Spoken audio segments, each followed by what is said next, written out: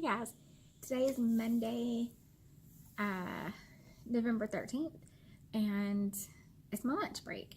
So I'm just going over some of these papers. They're still having trouble with division, like using partial quotients and area model.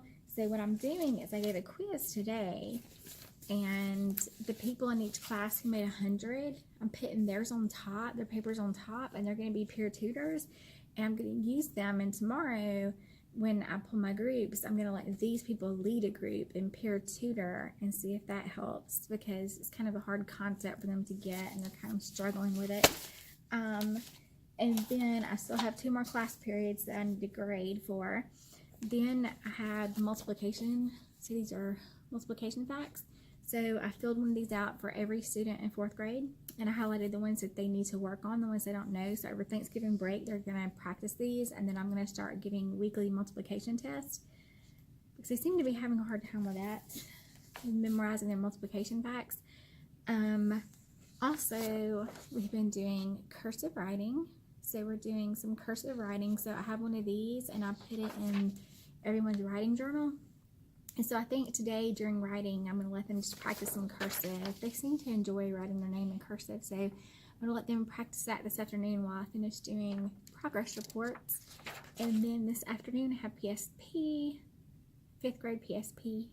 And right now I'm just eating lunch, so I have some nachos. But I want to show you, I have a new room arrangement. So I rearranged my room, and I like the way the desks are set up now, and I use zip ties to tie the desks together so they can't be split apart from their groups. And I got a multiplication table, and I put a multiplication table on everyone's desk so they would have it for reference. So just check this out. My new desk arrangement, I love it. So I have some friends who need to be by themselves.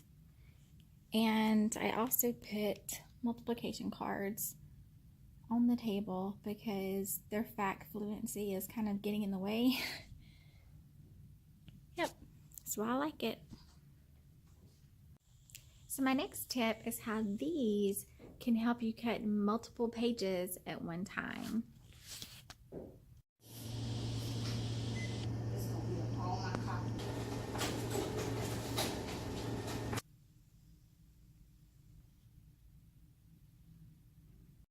So I have a ready to write and a sharpen please bucket right beside my pencil sharpener. So ready to write has all these pencils that are ready to go, so that if I'm in the middle of teaching and a student breaks a pencil, all they have to do is show their hand signal.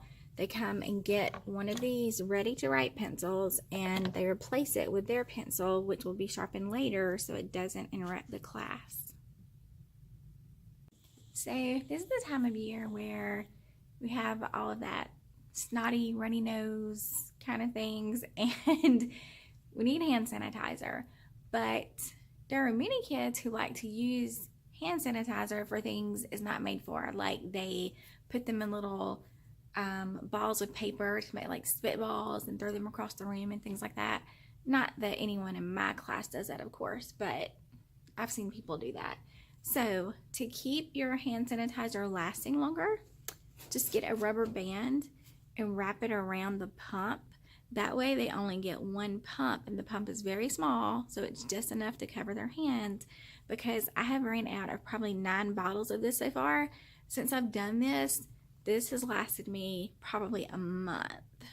This is like the best tip ever. Kids use classroom supplies. They know to return them to you so they will not be lost. Is to put some type of tape on it that you know is yours.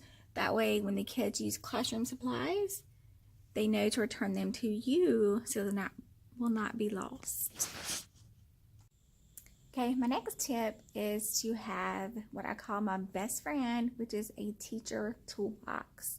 So this is my teacher toolbox, and I keep it close to my desk. It has everything that I need, so I can just grab it and not have to look through drawers. I know exactly where it is. It's labeled. It's right there. I made a video about this, so check out my video called Teacher Toolbox.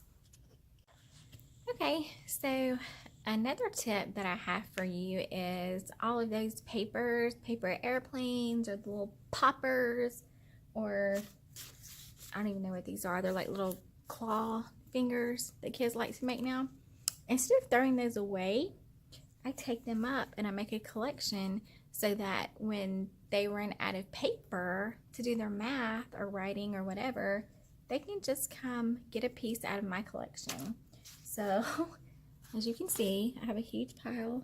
I have fans, I have airplanes, I have some things I have no idea what it's even supposed to be, but do not waste paper. So this is a good way to conserve paper. So I save this paper, and when those students run out and they're like, oh, I don't have paper to do math, then I'm like, oh, well, here's your pretty little fan. So maybe you could use that to do math on. So it's a pretty good tip. You're welcome. Hey guys, another tip I have for you, that you've probably seen this on the internet, but I've been doing this for a very long time. So dice. When you're using dice in your classroom, it can get very annoying, especially like if you hear the dice just like roll everywhere and they roll off the table, and then you have to look for it, and it kind of makes a mess. So you can go to Dollar Tree and get these little containers that look like this, and you can get, I think I got 6 of these for $1. And you just put the dice inside and the kids roll them. See?